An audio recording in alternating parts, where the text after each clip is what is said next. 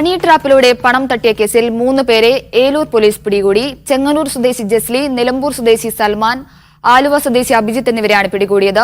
2 ലക്ഷം രൂപയാണ് ഭീഷണിപ്പെടുത്തി തട്ടിയെടുത്തത്.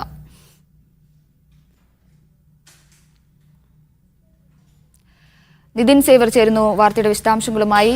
നിതിൻ, എങ്ങനെയാണ് തട്ടിപ്പ് നടന്നത്? പ്രതികളുടെ അറസ്റ്റ് രേഖപ്പെടുത്തിയോ? ലിഡിയ, ഇന്നലെ വൈകിട്ടാണ് ഈ സംഭവം നടക്കുന്നത്. അതായത് ഈ കേസിൽ പരാതിക്കാരനായ യുവാവ് നേരത്തെ ഈ പെൺകുട്ടിയുടെ ഇൻസ്റ്റഗ്രാമിലേക്ക് ഒഫൻസീവായിട്ട് മെസ്സേജ് അയച്ചിരുന്നു. ഈ കേസിൽ പരാതി നൽകാനായി പോലീസ് സ്റ്റേഷനിലാണ് ഈ യുവതിയും കൂട്ടുകാരും എത്തിയത്.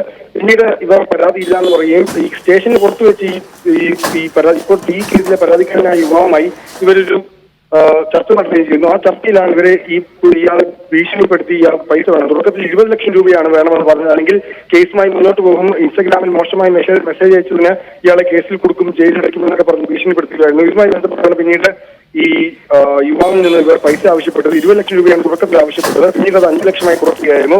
ഇന്നലെ വൈകിട്ട് തന്നെ യുവാവ് 2 ലക്ഷം രൂപ ഇവർക്ക് നൽകിയിരുന്നു. പിന്നീട് 3 ലക്ഷം രൂപ ഇയാൾ വീട്ടുകാർ ബന്ധുക്കളുടെ അടക്കം സ്വർണം പണയം വെച്ച് ആ പൈസയുമായി സ്റ്റേഷനിലെത്തിയിരുന്നു. ഈ പൈസയുമായി സ്റ്റേഷനിലെത്തിയപ്പോഴാണ് പോലീസ് ഈ വിവരം അറിയുന്നത്. ഉടനെ തന്നെ പോലീസ് കേസ് രജിസ്റ്റർ ചെയ്യുകയായിരുന്നു.